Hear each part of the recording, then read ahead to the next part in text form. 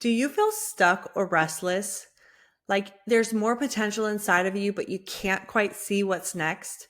You're not alone and you're in the right place. I'm Laura, an executive and life coach. And in this video, I'm going to show you how to start designing a life you love, one that gives you freedom to live on your terms and the ability to have a positive impact in this world. Here's one thing that I've learned. Clarity isn't something that you wait for. It's something that you create. If you've ever felt like you're busy but misaligned, successful but not fulfilled, this episode is for you. Most people don't design their life. They drift through it. They chase goals that don't align with who they are, stay in jobs that drain them, and try to copy someone else's version of success. But when you're disconnected from your purpose or your values, it doesn't really matter how productive or successful you are. It's not going to be fulfilling. And without clarity, you end up living a life that looks good on paper, but feels empty in reality. Trust me when I say this. I've spent the last 10 years growing my career as a consultant, working for some of the best companies in the country. And I can tell you, I've spent many of those years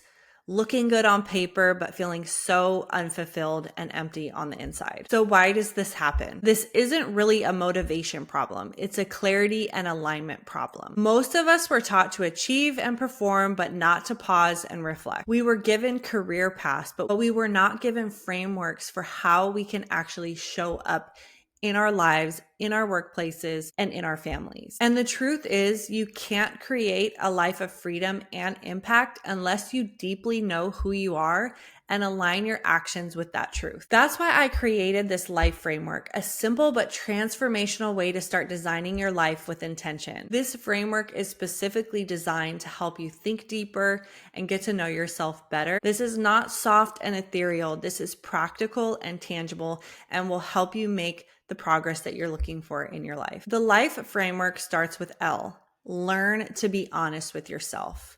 If you're not honest with yourself, you're fooling yourself. And this is really the first step in designing your life. Think of this like a GPS. Of course, you need to know your destination, but you actually need to know your starting point as well so that you can get from A to B. I want to share with you a common framework that I use with my clients, and it's called the competency framework. It is used specifically for how we learn.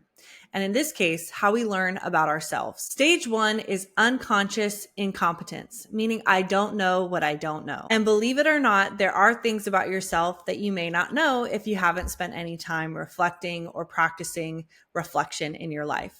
No problem. It happens to the best of us. The key here is to practice self-reflection, to think about what you think about, to think about why you're feeling that way, to think about where that behavior or that action came from. The second stage is conscious incompetence. So you're actually aware of what you don't know. This is a good sign, even though it doesn't feel like it. The third stage is conscious competence. This means it takes active work to express your competence. And lastly, unconscious competence. This is where you're flowing, you're aligned, what you know about yourself and your competence come together. This framework is important to remember when you're starting the practice of self-reflection and learning about yourself, because it's okay that there's things that you don't know about yourself. There is a process to learning about yourself. So make sure that you're staying gracious with yourself. But the moment you start telling yourself the truth about what you want, what's not working, and what you're avoiding, you're going to unlock the ability to grow. The next letter in this framework is I, and this is where you integrate a learner's mindset. Insight isn't action. You can have all the revelations in the world, all the knowledge in the world, but if you don't apply them, you stay stuck and often get very bitter. The Bible says in Romans 12:2 that we are to test and approve God's good, pleasing, and perfect will, which means that growth comes through action. Life is going to throw curveballs. A learner's mindset helps you embrace them, stay present, and move forward. We were made to evolve and grow. This mindset keeps you open, curious, and grounded, and is essential to designing a life that you love. The F in this framework is to follow what fits. As you test and approve, you'll notice what fits and you'll notice what doesn't fit. Respect this and pay attention to it. Oftentimes when we're in the workplace and we go through performance reviews, we have a list of weaknesses that we need to work on. Some of those things are true and they need to be worked on, but some of those things are highlighting that maybe you're not gifted in a particular area. For me, for example, every year my performance review said that I needed to work on my project management skills.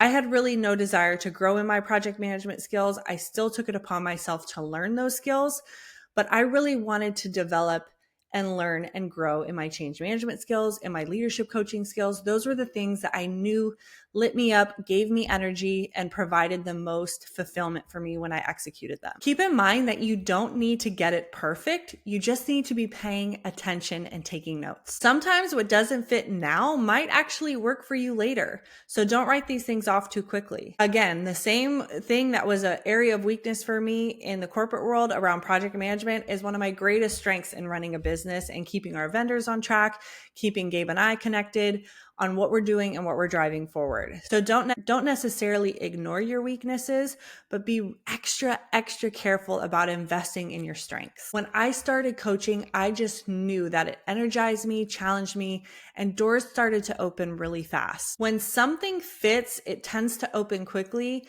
and your job is to follow that alignment as closely as you can. The last letter in this framework is E, and this is the most important one. Embrace the process.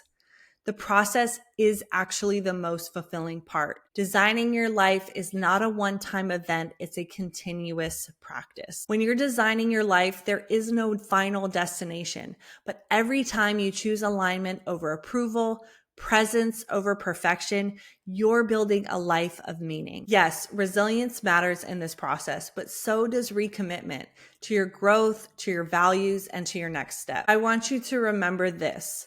Half the battle is doing what you said you were going to do and holding yourself accountable. Most people are living under their potential because they're saying what they want, but they're not doing what they want. So today we walked through the life framework.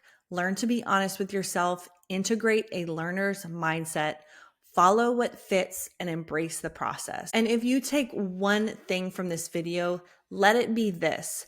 The goal isn't perfection. It's a life of freedom and impact. Freedom to live on your terms, impact that flows from who you really are. Designing your life doesn't start with a perfect plan. It starts with a small, honest step in the direction of alignment. If this spoke to you, leave a comment with one part of your life that feels out of alignment or one small shift you're ready to make today. And if you're ready to go deeper, check the link in our description. We've created tools to help you design a life and a financial plan that aligns with who you truly are. See you next time.